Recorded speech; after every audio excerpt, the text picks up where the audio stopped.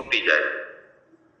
હોય છે તો બધી સારી જ વાતો, શાસ્ત્રની પણ હોય છે, અનુભવની હોય છે, પણ કેમ એમ થાય છે તેના વિશે થોડી વાતો લઈએ.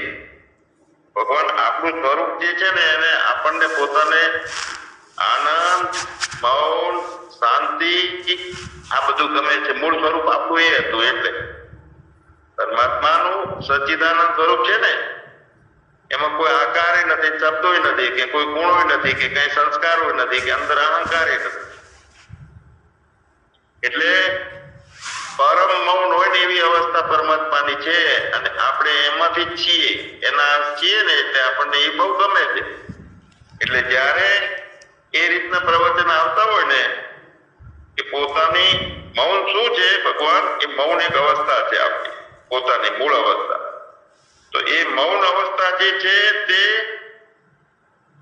પરમ મૌન તો પોતાનો અહંકારનો નાશ થાય પછી ઓટોમેટિક પ્રગટે છે પરમ મૌનની દશા આપણી. અને જ્યાં સુધી અહંકારનો નાશ નથી થતો ને ત્યાં સુધી મૌન આપણી ચેતના છે મૌનને અધીન ના આવતી હોય વાણી રૂપે. એટલે જાણવાનું મળે, નવું નવું અનુભવવાનું મળે, પણ શાંતિ કે આનંદ ના મળે બધી વાતો. પણ બીજી એક વાત તો કે જે ચાલે છે એ ઈશ્વરી ચાલે છે. તો આપણામાં એવી મૌનની પરમ દશા નિર્માણ થાય એટલે શું ખબર તિતિક્ષાની જરૂર નહીં હોય.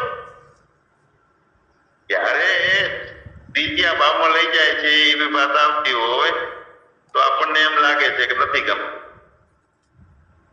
તો નથી ગમતું એ કોને નથી ગમતું? અચ્છા, મૌન ને પરમ શાંતિ ગમે છે પ્રવચનમાંથી, તો એ કોને ગમે છે?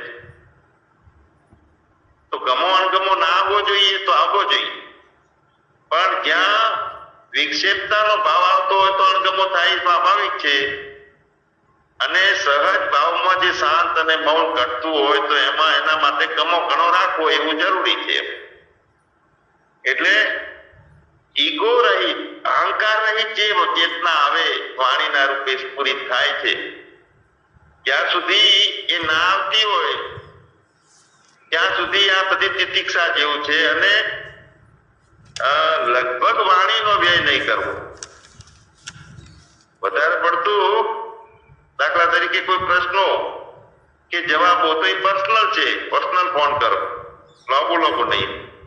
વાણીનો વ્યય થાય છે ને એમાં પેલાની બધાની અશાંતિ તૂટી જાય છે. આવું મને લાગ્યું આ પ્રશ્ન ઉપર. એટલે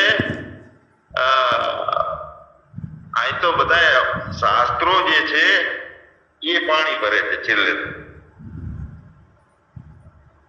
તો મૂળ વાત એ છે કે અત્યારે જે શાંતિનું ચાલુ પ્રવચનમાં એક ફળ ઉત્પન્ન થાય છે.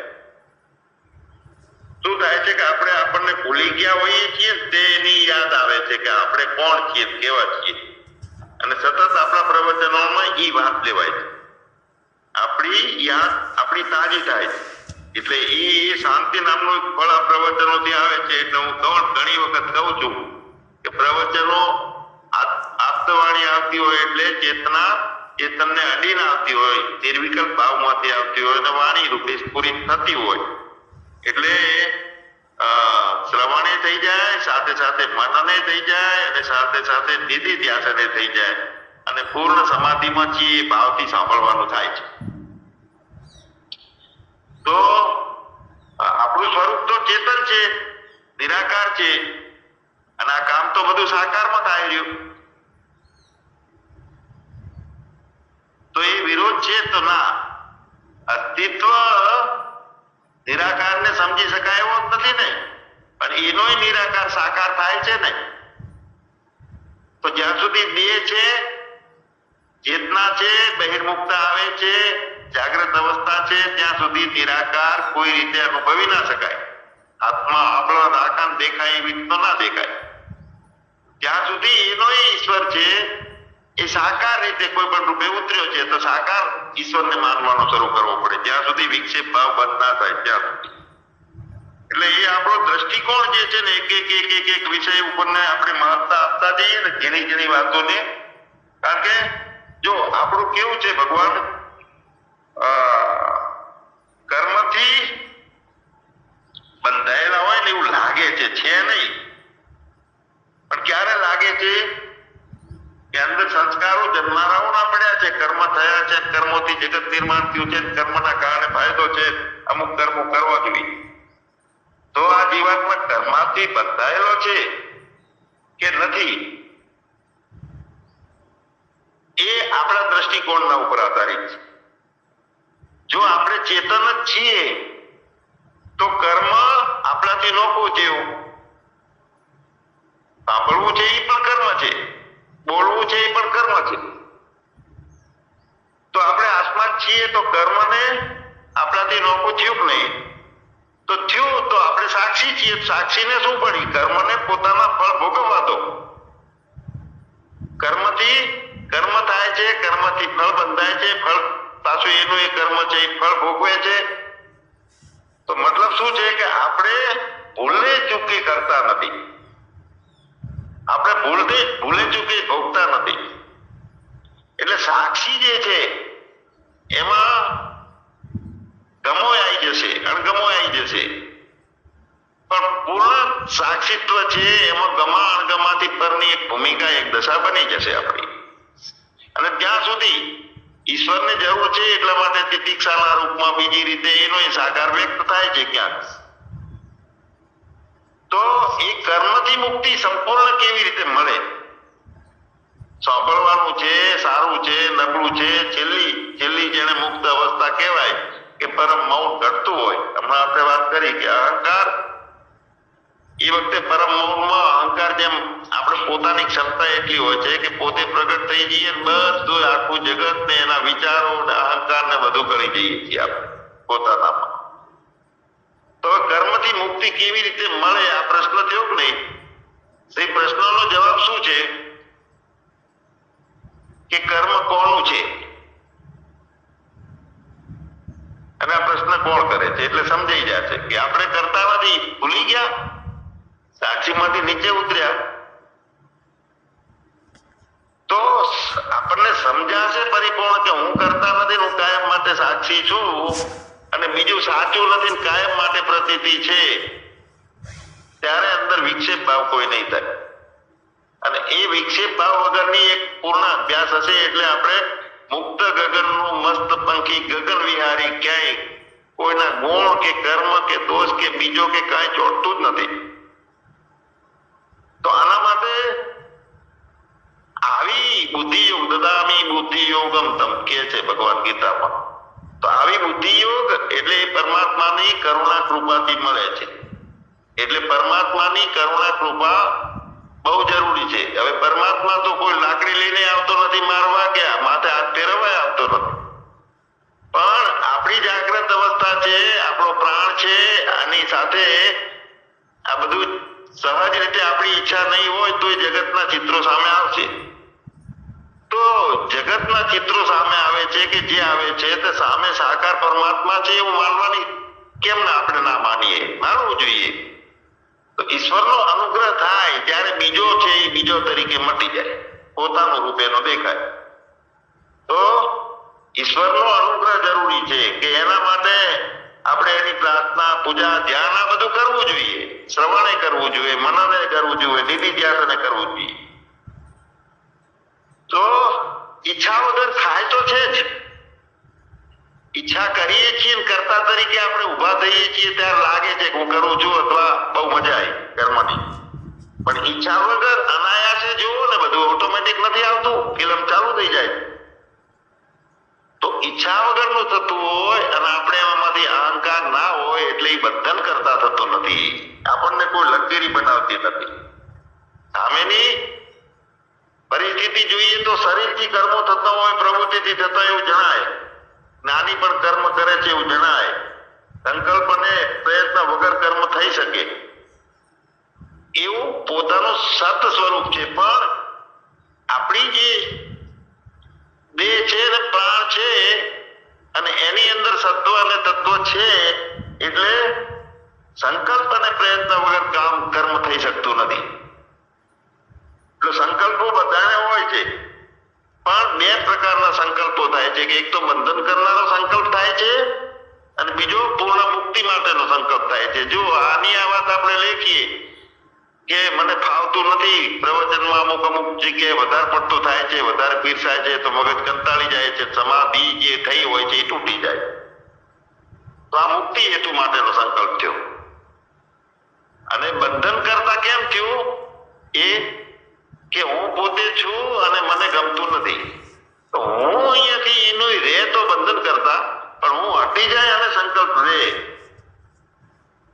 તો પહેલા નંબરનો જે હુંપણા સાથેનો સંકલ્પ છે એને જાગી દેવો જોઈએ.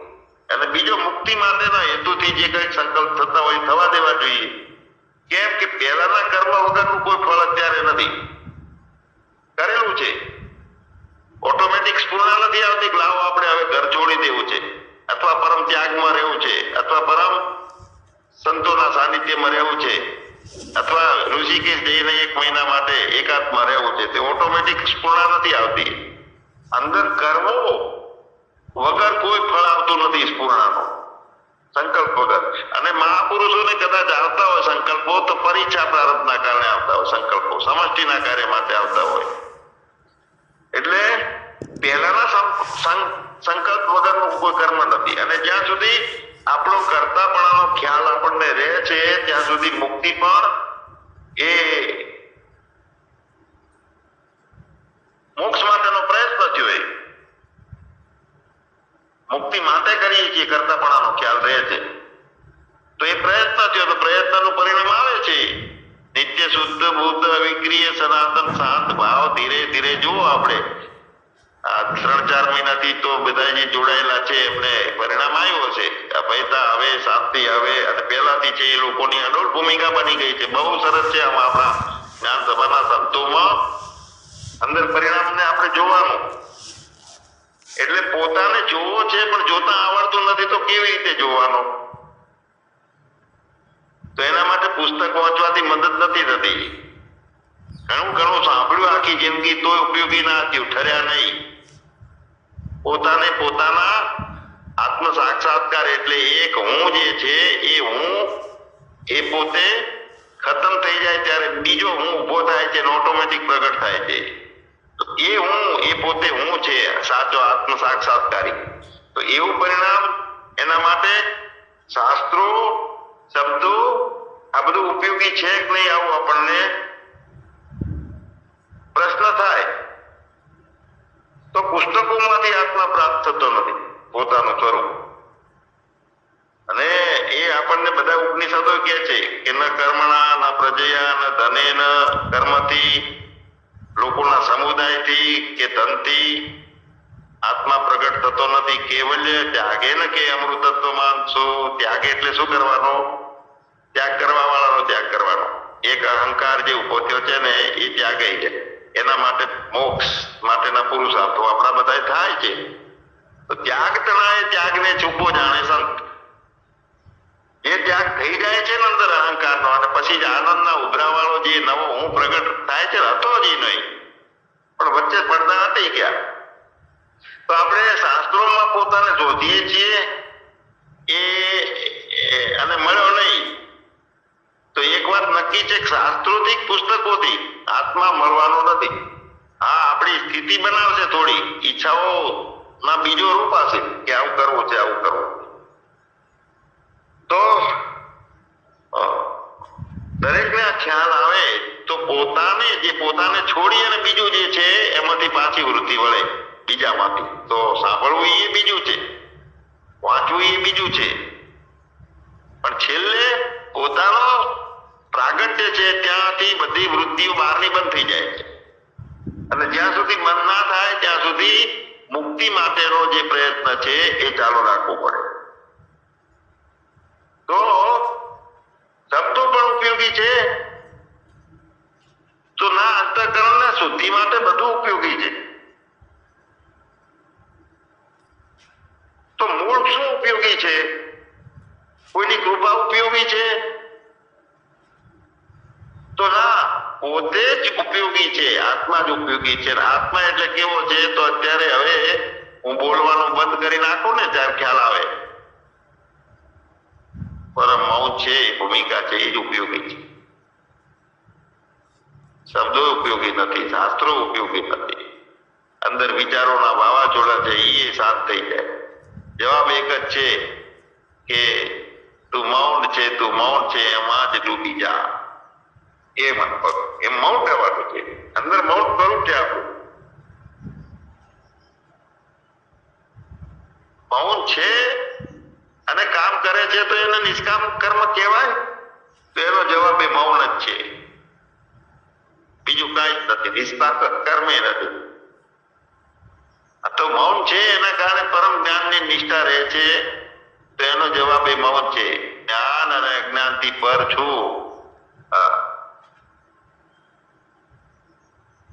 હવે આવી નિત્ય શુદ્ધ બુદ્ધ સ્થિતિ હોય અને સાથે 5-10 જણા હોય, એક જ્ઞાન સભાની સમજી લો કે જ્ઞાન માટેની 3 દિવસની શિબિર હોય અને સાથે નીકળ્યા હોઈએ, અને ત્યાં એવું નથી કે શાસ્ત્રો જ વાંચવાચ કરવા કે ખા કરવો જ ઊંઘ કરવો કે વાતો જ વધારે ચાલુ રહે, એવું એ શિબિરનો હેતુ નથી.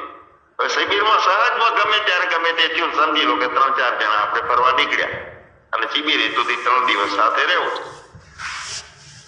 તો હવે આપણે બાજુમાં ટેકરા છે, પાવડો છે, વૃક્ષો છે કે પર્વત છે, તો થોડી વાર માટે સહજમાં એમ થયું ચાલો ફરતાય.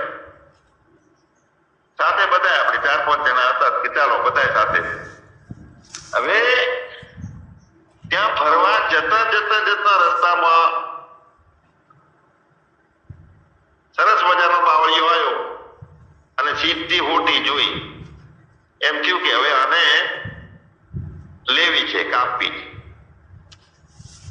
તો કાપી પછી એને કાંટા હતા એટલે સારું ચક્કુ જ બાજુવાળા ભાઈ હતું તો કાંટાથી છારી અને ધીરે ધીરે રેડી કરવાનું ચાલુ થયું. બીજા બધાને એમ લાગે કે આ કેમ થાય છે, અત્યારે સત્સંગ માટે નીકળ્યા છીએ, વચ્ચે આ કાંટો ને ડાળી પાડી ને એને છોડે છે, તો ઘસે છે ને એને મસ્ત મજાની હાથ ફેરવે છે. 2-3 કલાક ફરવા નીકળ્યા. 2-3 કલાક દરમિયાન એક જ કામ કર્યું કે હોટીની અંદર જીવ જતો રહ્યો મહાત્માનો. તો એને લીસી કરી, બરાબર કાચનો કટકો હાથ આવ્યો એટલે અને કડબચડા પાંદડા હાથ આવ્યા, એનાથી બધું ઘસ્યું, ચળકતી થઈ અને 3 કલાક કમ્પ્લીટ કામ ઉભું થયું. હવે બાજુ રહેનારા બાજુમાં કેવું એમને એમ થાય કે આ 3 કલાક સતત રજુ ગુણમાં તમો ગુણમાં ફરે અને કેમ આમ કરે છે, તો કોઈ કેમ કે ભાઈ એમની મોજ કરવા દે, તો કોઈનું માનશે નહીં, મોજ છે. હવે કાંટાવાળી ડાળી સારી લાકડી બની ગઈ મસ્ત, એટલે બધાને એમ થયું કે મજા તો આવી, સરસ મજાની લાકડી તૈયાર કરી દીધી હો બાપ. હવે આગળ ચાલ્યા મંડળ અને રસ્તામાં એક ભરવાનો છોકરો જોયો આપણે. હવે એની લાકડી કોળી ગઈ હતી અને એ દુખી હતો. તો જે લાકડી તૈયાર થઈ એ લાકડી છોકરાને આલી કે લે આ લાકડી તારી કોળી ગઈ હતી, અને પછી આગળ ચાલવા માંડ્યા. હવે કરતા નથી, કર્મનો સંસ્કાર નથી, વચ્ચે થાય છે આ સહજ રીતે. તો ત્યાં નિરીક્ષણ કરીએ કે કેમ થયું. કાર્ય વગર, કારણ વગર કોઈ કાર્ય થયું નહીં અને છતાં હું ક્યાંય કરતા નહીં. સરસ મજાની મળી જોત, એના કોળસા થઈ જોત, એની હોટી ચમકતી તૈયાર થઈ, 3 કલાક સાથે રહ્યા અને ભરવાડને આપી દીધી. વળી બીજાને ધક્કો પડે કે લો આ તો આટલી મહેનત કરીને આલ દીધી બીજાને. તો આ વ્યવહારિક જવાબ નથી. પોતાના મૌનની ભૂમિકા જે છે અને પોતાનામાં કરતા ભોગતાપણાનો ભાવ નથી, અને જે થાય છે આ તો એક દાખલો આપ્યો મેં. તો આપણી અડવલતા આપણે કેળવવાની છે ને, ગમે તે પરિસ્થિતિમાં સાંભળતા ખાતા સાથે રહેતા. છતાં પ્રશ્ન યથાર્થ છે કે ભાઈ મજા આપવી જોઈએ. તો એ આપણે સમજવાનું છે કે વધારે પડતી વાણીનો વિલાસ જરૂર હોય ત્યારે કરવો, બાકી 5 મિનિટ કે 10 મિનિટ જે તત્વને પીરસવું છે એ પીરસી દઈએ એટલે કામ પૂરું થઈ જાય. બોજ ના થાય, બોર ના થાય કાંઈ. એટલે હું તો બધાને પૂછું અંદરથી, આ ફોન પતી ગયા પણ એ પૂછું છું કે પ્રવચનમાં મજા આવી હતી, પછી હું શું બોલ્યો તો એમ બધું પૂછ્યું કેમ કે આ મજા આવી હતી. અને જયારે એવું લાગે ને ત્યારે હું પ્રવચન ટૂંકાઈ નાખું બીજા દિવસે કે ભાઈ આ મજા નથી આવતી તો બીજી રીતનું કરો. એટલે હવે સાથે આપણી યાત્રા છે અને જ્ઞાન સભા માટે મસ્ત 4 જણા 4 દિવસની શિબિર માટે મળ્યા છીએ. તો બીજો એક દાખલો કે આશ્રમમાં આવ્યા છીએ અને મારા આશ્રમમાં 4 કૂતરા છે.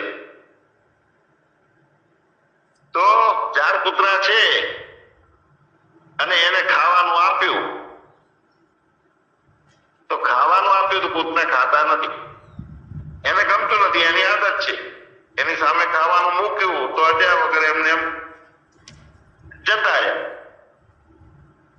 અને કૂતરા ખાતા નથી, કોળીઓ નથી ખાતા. પણ જો એ વખતે એમાંથી એક કોળીઓ આપણે ખાઈએ ને તો એ તરત 4 કૂતરા પર તૂટી પડે, એ ખાવા માંડે.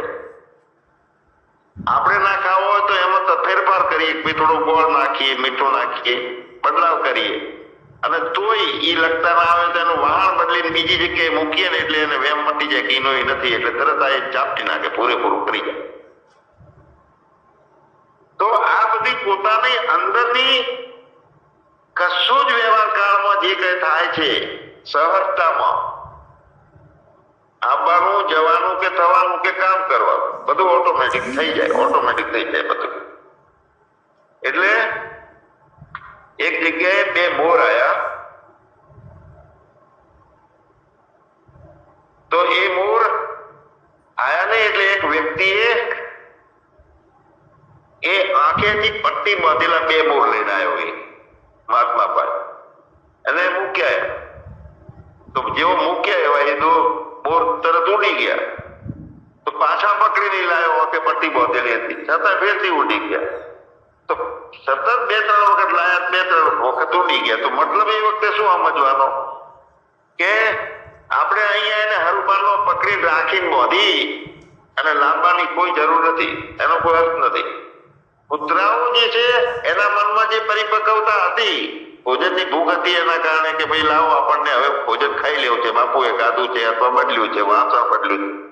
પણ એટલી પરિપક્વતા મૂળમાં કદાચ ના હોય એટલે તે ના રહે.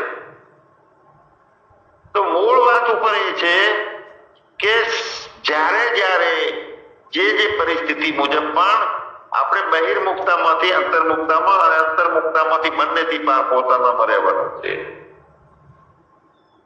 તો ઘણા બધા પ્રશ્ન, એક મુસલમાન હતો ભાઈ, એને પ્રશ્ન પૂછ્યો હતો કે અમે તો બધા નિરાકારને માનવા વાળા છો, તો ઈશ્વરને આકાર છે?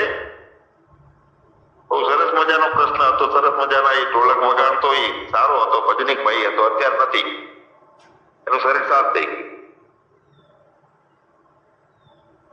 તો હવે ઈશ્વર ને આકાર છે એવું પૂછવામાં સમજી લો આપણામાંથી જ કોઈ પૂછે છે કે ઈશ્વર ને આકાર છે, તો જવાબ શું છે કે ઈશ્વર ને આકાર છે એવું કોણ પૂછે છે અને કોણ કહે છે એવું?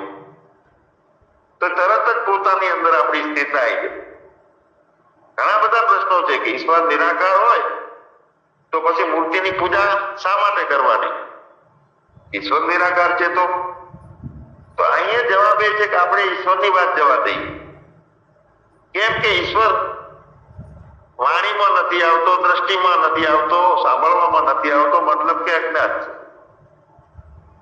અને ઈશ્વર નિરાકાર છે આવો પ્રશ્ન હોય તો આપણે એનો પોતે જે પ્રશ્ન કરનાર છે એને પોતાને વિચારવું પડે કે હું ક્યાં છું, મારે આકાર છે પોતાને કે હું આકારમાં બંધાયેલો છું? મારે આકાર નથી, હું અજન્મા છું. તો ઈશ્વર સાકાર છે કે નિરાકાર છે? 2 પ્રશ્નો ઉડી જાય. હું કેવો છું, હું કોણ છું, એ અત્યાર સુધી આપણે ઘણો બધી વાતો કરી, પણ હું કેવો છું આ મુખ્ય વાત છે આપણા માટે. તો આપણો આકાર કેવો છે? આપણે બધા પ્રશ્ન પૂછીએ છીએ તો પ્રશ્ન પૂછનાર જે છે એ કેવો છે? વાણીમાં આવે છે, વિચારોમાં આવે છે, તરંગોમાં આવે છે, એને જાગ્રત અવસ્થામાં આવે છે? તો ના, એ ચેતના આવે છે. હવે આપણને 4.5-5 ફૂટ વાળા, ચશ્મા વાળા,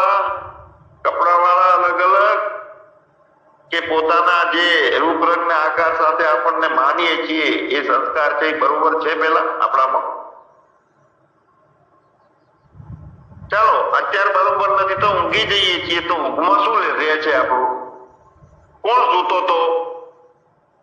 ત્યારે એ સંસ્કાર આવશે કે આ સંસ્કાર વાળો ઊતો તો, પણ એ વખતે જાણી શકતો નતો અને જાગ્યા પછી જણાય છે કે હું સૂતો હતો. એટલે જે માન્યતાથી ઊતા છીએ એ માન્યતા લઈ જાગીએ છીએ એટલે અજ્ઞાનમાં પાછા આવી જઈએ કે જાગે એવા ભેગું તરત જ હું તું મારું તારું અને હજી જોઈએ એનો અડકવા. તો એ સંસ્કાર છે. તો સંસ્કાર છે તો એ કર્મનો છે, કર્મ થવા દો. માથે હોરી અને મારે આટલી જવાબદારીઓ છે હું આમ છું. અરે તમે જેમ પેલી લાકડીને છોલી રેડી કરીને એમ બધું છોલો રેડી થવા દો. બધું ક્યાંય વચ્ચે પહેવાની જરૂર નથી, એમાં આંગળી અડાડવાની જરૂર નથી. આપણે અનુમાન કરી લો કે નિરાકાર છું તો નિરાકાર કેવો હોય છે? નામ રૂપ વગર, પ્રકાશ વગર, ચમક વગર, વાણી વગર, અને એનો એ જ છું. તો અત્યારે આ બોલું છું, સાંભળું છું તો એ કોણ છે? તો એનો એ છે. નિરાકાર છે તો એ સાકાર થાય તો માનવામાં શું ફાંદો છે? પણ વચ્ચે ક્યાં રહ્યો કર્મ કરવા વાળો, કર્મને જોવા વાળો? સાકાર થઈ નહીં. તો ભગવાન આપણે ખરેખર નિરાકાર છીએ, પણ આપણી ક્યાંક ક્યાંક ભૂલ છે. સાકારમાં છીએ તો નિરાકાર છીએ, આકારમાં છીએ તો નિરાકાર છીએ, જગતમાં જે રહીએ તો નિરાકાર છીએ, પણ નિરાકાર અને સાકાર બંનેથી પર આપણે બ્રહ્મ છીએ. જ્યાં સુધી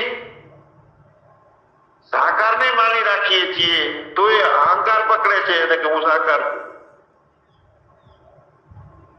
તો નિરાકારને